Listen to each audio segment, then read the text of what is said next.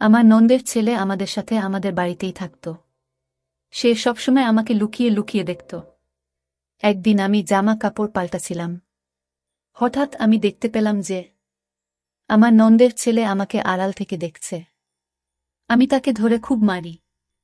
সবার সামনে তাকে মেরে বাড়ি থেকে বের করে দিই। একদিন আমি বাজার থেকে ফিরে এসে আমার মেয়ের ঘরে যাই। আর সেখানে গিয়ে আমি যা দেখি তা দেখে আমার হুঁশ উড়ে যায়।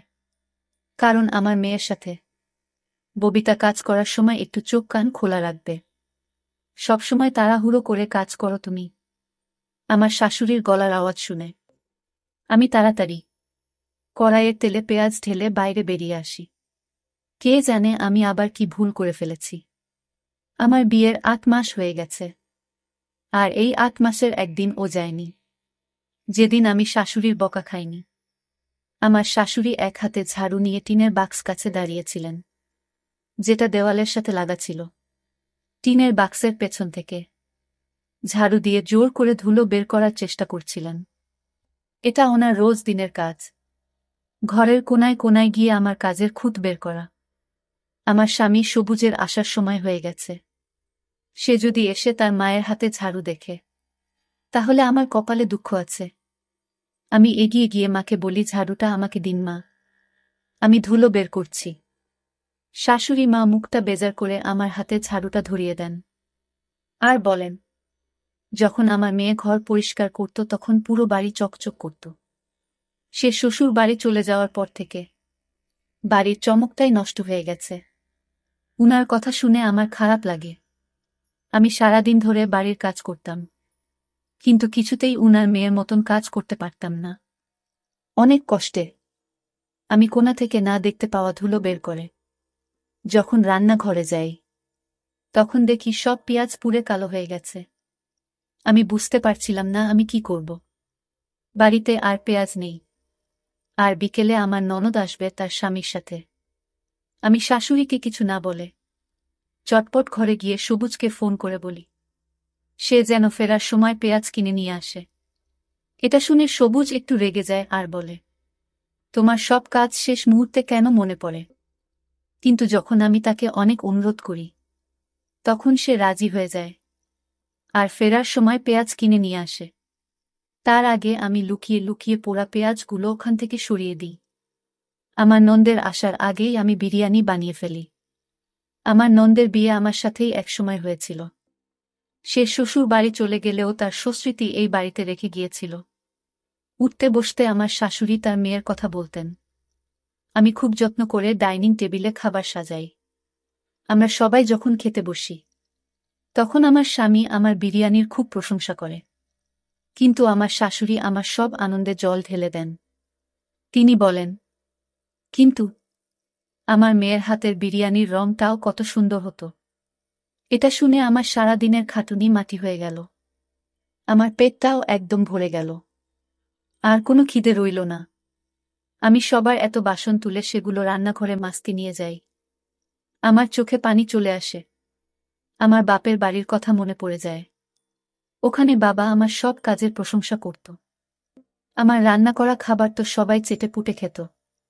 আর এখানে হাজার চেষ্টা করা সত্ত্বেও কারোর আমার কাজ পছন্দ হয়ে ওঠে না। আমার স্বামী আর শাশুড়ি সারাদিন আমার নন্দের নাম করত। আমার ননদ তাদের প্রাণ ছিল।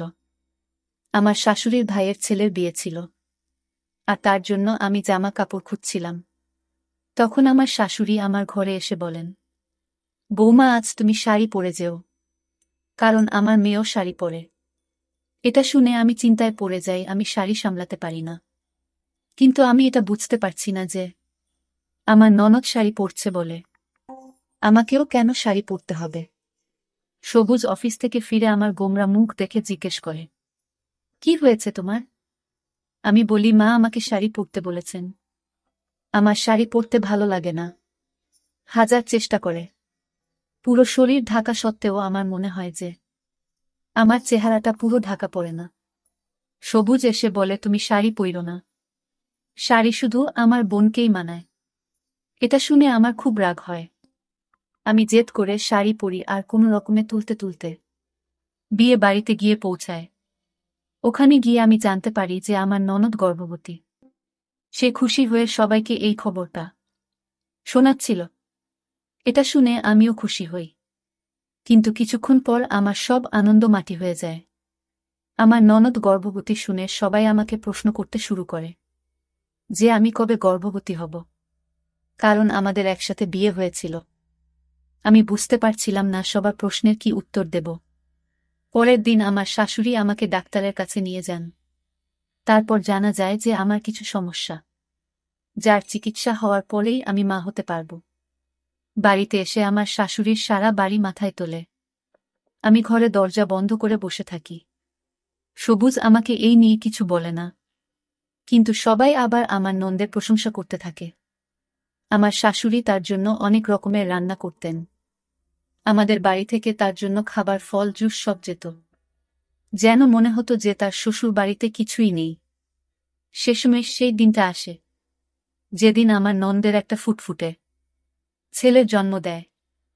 আমার নন্দের ছেলে অনেক ছোট বয়স থেকেই আমাদের বাড়িতে থাকত। আমার নন্দের স্বামী কাজে যাওয়ার সময় তাকে আমাদের বাড়িতে দিয়ে যেত, আর ফেরার পথে তাকে নিয়ে যেত। আমার ননদ ঘর আর বাচ্চা দুটো একসাথে সামলাতে পারত না, তাই সে তার ছেলেকে আমাদের বাড়িতে পাঠিয়ে দিত। সেই ছোট বাচ্চাটাকে আমি খুব ভালোবেসে ফেলি। আমার শাশুড়ি মায়ের বয়স হয়েছিল, উনার ক্ষমতা ছিল না এত ছোট একটা বাচ্চাকে সামলানোর। তাই আমার নন্দের ছেলে সেলিমের দায়িত্ব আমার ঘাড়ে এসে পড়ে। কিছুদিন পর আবার শুভ্র আসে যে আমার ননদ আবার মা হতে চলেছে। তারপর সে সেলিমকে পুরোপুরি আমার উপর ছেড়ে দেয়। আমিও সেলিমকে নিজের সন্তানের মতন বড় করতে থাকি। আমার নিজের কোনো সন্তান ছিল না, তাই আমি সেলিমকে নিজের সন্তান ভাবতাম। আমার ননদ সেলিমকে আর বাড়ি ফিরিয়ে নিয়ে যাওয়ার কথা বলে না, আর সে বরাবরের মতন আমাদের বাড়িতেই থেকে যায়। আমার সেলিমের প্রতি ভালোবাসা দেখে স্রষ্টার আমার উপর কৃত হয়। সেলিমের যখন 4 বছর বয়স তখন আমার একটা মেয়ে হয়। আমার মেয়ে হওয়ার পরেও আমি সেলিমকে নিজের কাছে রাখি আর দুটো বাচ্চাকেই একসাথে বড় করি। আমার নন্দের একের পর এক করে মোট 5টা বাচ্চা হয়, তাই তার সেলিমকে নিয়ে আর কোনো চিন্তা ছিল না। আমার শাশুড়ি সেলিমকে ছাড়া এক মুহূর্ত থাকতে পারতেন না, তাই সে আমাদের বাড়িতেই বড় হয়। দেখতে দেখতে অনেকগুলো বছর কেটে যায়। আমার মেয়ের রেশমার বয়স এখন 15 বছর, আর সেলিমের বয়স 19 বছর। আমার এখনো মনে হয় যে আমি কালকেই বিয়ে করে এই বাড়িতে এসেছি। আমার শাশুড়ি মায়ের বয়স হয়েছে, উনি আজকাল ঘর থেকে খুব একটা বের হন না। আমাদের দিনকাল ভালোই কাটছিল। একদিন আমি খাটে বসে চা খাচ্ছিলাম আর রেশমা আমার পাশে বসে বই পড়ছিল। আমি তাকে জিজ্ঞেস করি, কি ব্যাপার রেশমা, আজকাল তোর সেলিম দাদা তোকে পড়াশোনায় সাহায্য করে না? রেশমা মাথা নাড়ে আর বলে, আজকাল আমার সেলিম দাদার ব্যবহার ভালো লাগে না। ও কেমন বদলে গেছে, তাই ওর সাথে কথা বলতে আর তেমন ইচ্ছে করে না। ওর সাহায্যের আমার কোনো প্রয়োজন নেই, আমি নিজেই পড়ে নেব। এটা শুনে আমার হাসি পায়। ভাই বোনের মধ্যে এরকম ঝগড়া তো হয়েই থাকে, কিন্তু আমি দিন দিন লক্ষ্য করি যে তাদের মধ্যে দূরত্ব বাড়তেই আছে। আগে ওরা সবসময় একসাথে থাকত, কিন্তু আজকাল সেলিম যেখানে থাকে সেখানে রেশমা যেতেও চায় না। আমি রেশমাকে অনেক বোঝানোর চেষ্টা করি, কিন্তু সে বলে, মা তুমি সেলিম দাদাকে ভালোভাবে জানো না, ও এখন অনেক পাল্টে গেছে। আমি রেশমাকে তার মতো ছেড়ে দিই আর ভাবি যে পরে ওকে আমি বুঝিয়ে বলবো। আজকাল প্রায় সে আমার কাছে সেলিমের নামে নালিশ করে, কিন্তু আমি সেলিমের বদলে তাকে বোঝাই, কারণ আমার সেলিমের প্রতি বিশ্বাস ছিল। সে আমার চোখের সামনে বড় হয়েছে। আমি আর আমার শাশুড়ি মা তাকে বড় করে তুলেছি। আমাদের শিক্ষায় সে বড় হয়েছে, তাই সে কখনোই খারাপ হতে পারে না, এটা আমার বিশ্বাস ছিল। কিন্তু এই কয়েকদিন আমিও সেলিমের মধ্যে একটা পার্থক্য লক্ষ্য করছি। ওর সারাদিন আমার উপর নজর রাখত। সেলিম আমার ছেলের মতো ঠিকই, কিন্তু সে আমার স্বামী নন্দের ছেলে, তাই আমি ওর সামনে ঘোমটা দিয়ে থাকতাম। ও যখন কলেজ থেকে ফিরত তখন রান্নাঘরের বাইরে বসে আমাকে কাজ করতে দেখত। ওর নজরটা আমার ভালো লাগে না। আমার তখন মনে হয় যে রেশমা হয়তো ঠিকই বলছে। সেলিম বড় হয়ে গেছে, তাই হয়তো রেশমা ওর থেকে দূরে থাকতে চায়। একদিন আমি সবুজকে বলি, আমাদের এখন সেলিমকে তার মায়ের কাছে পাঠিয়ে দেওয়া উচিত। একটা কম বয়সী ছেলেকে আমাদের বাড়িতে রাখা ঠিক নয়।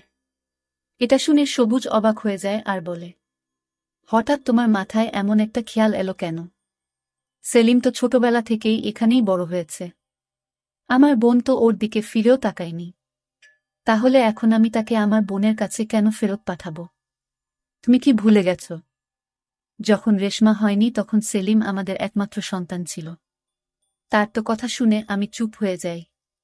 এই কথাটা একদম সঠিক যে আমার মেয়ে হওয়ার আগে পর্যন্ত আমি সেলিমকে কোলে নিয়ে নিজের মা হওয়ার শখ মেটাতাম। কিন্তু আজকাল সেলিমকে নিয়ে আমার খুব ভয় হয়।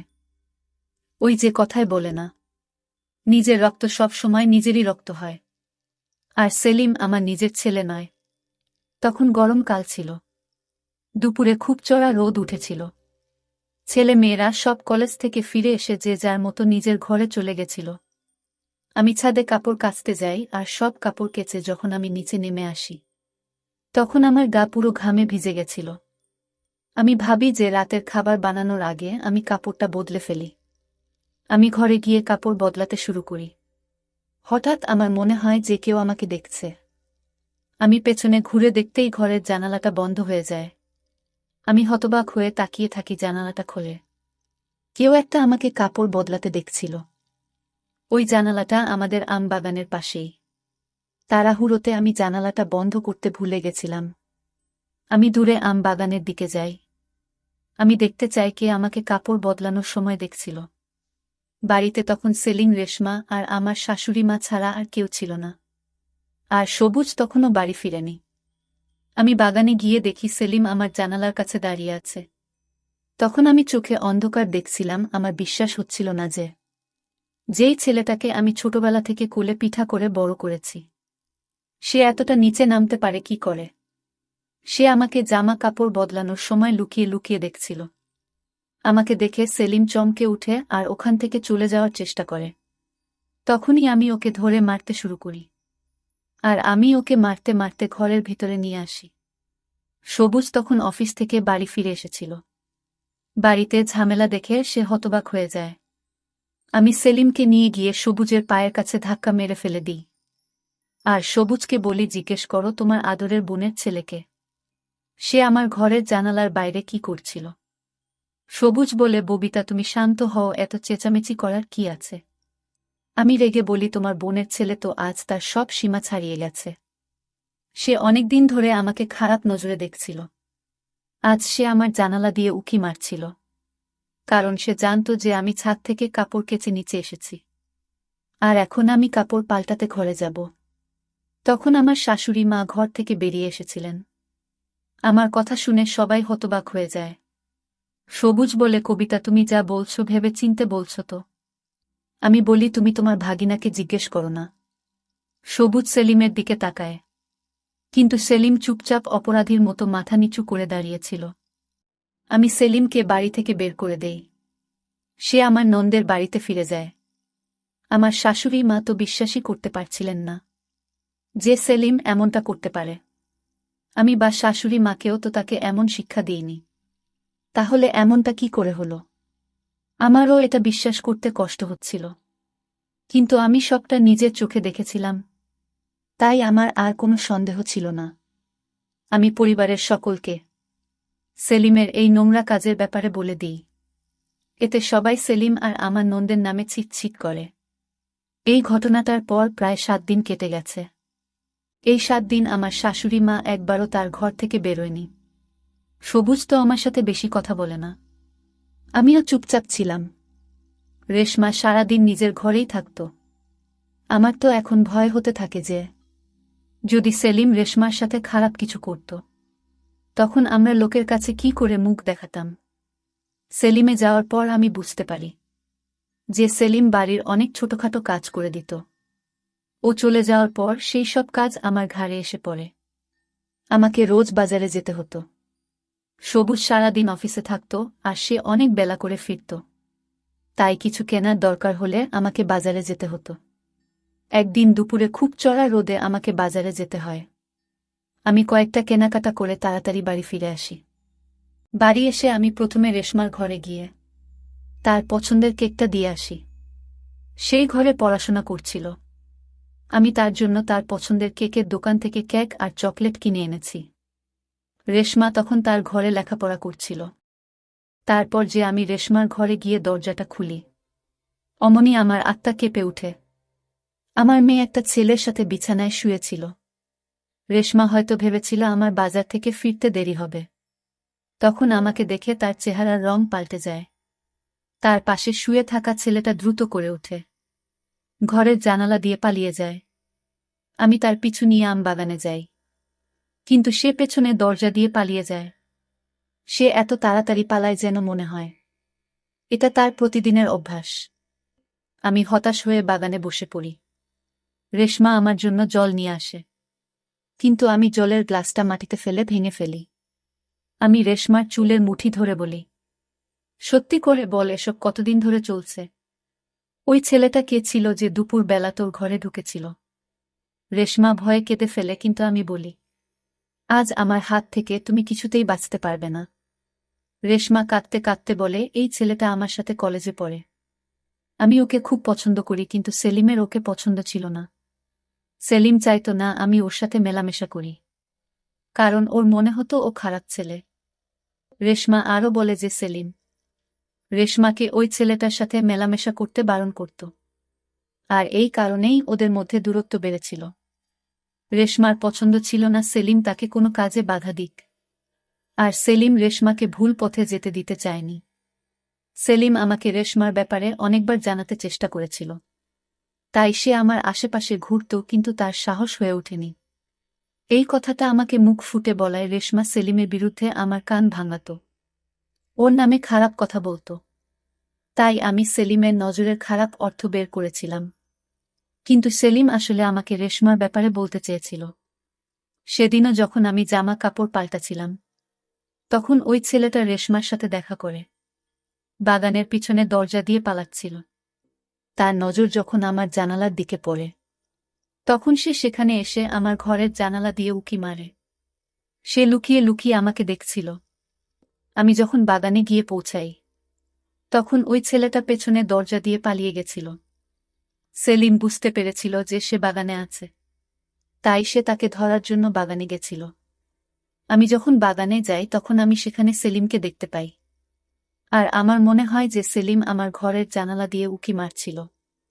কিন্তু আসলে সেটা সেলিম ছিল না, সেটা ছিল রেশমার প্রেমিক সবুজ। আর আমার শাশুড়ি মা যখন সেলিমকে প্রশ্ন করে, তখন সে কোনো কথা বলে না, কারণ সে রেশমার সম্মান বাঁচাতে চেয়েছিল।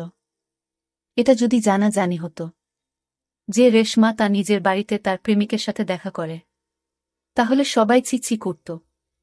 আমার শাশুড়ি মা সবাইকে বলে বেড়াত যে আমি আমার মেয়েকে শিক্ষা দিতে পারিনি।